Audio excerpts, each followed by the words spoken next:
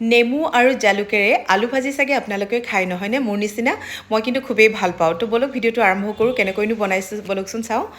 প্ৰথমে মই লৈছোঁ আলু আৰু আলুকেইটা লৈছোঁ একে সাইজৰ আৰু আলুখিনি এনেকৈ বাকলি এৰুৱাই ল'লোঁ আৰু নেক্সট মই এয়া কাটা চামুচেৰে এনেকৈ ফুটা ফুটা কৰি দিছোঁ আলুকেইটাত কিয়নো আলুকেইটাৰ ভিতৰত তেতিয়াহে মছলাখিনি সোমাই যাব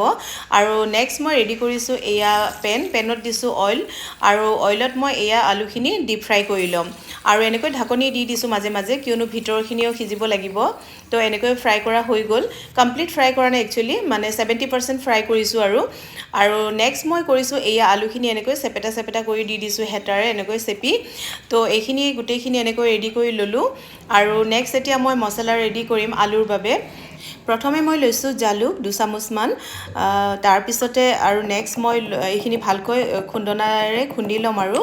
বেছি মিহি কৰিব নালাগে অকণমান ৰাফলি এনেকৈ থৈ দিছোঁ তো এয়া ৰেডি হৈ গ'ল আৰু নেক্সট মই দিছোঁ জিৰা এচামুচ লগতে হালধি এচামুচ আৰু নিমখ আৰু এয়া দিছোঁ মই নেমু ৰস আৰু নেমুখিনি যিমানখিনি ভাল পায় টেঙা খাই সিমানখিনি দিব পাৰে তো মই এটা গোটা নেমু দিছোঁ তেনেকৈ তো এটা নেমুৰে হৈ গৈছে তো এইখিনি মিক্স কৰি ল'লোঁ পানী অকণমান দিলোঁ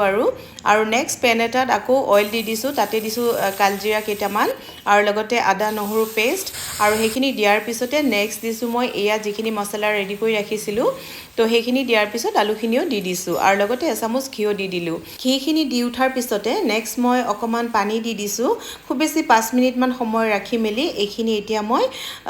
নমাই ৰাখিম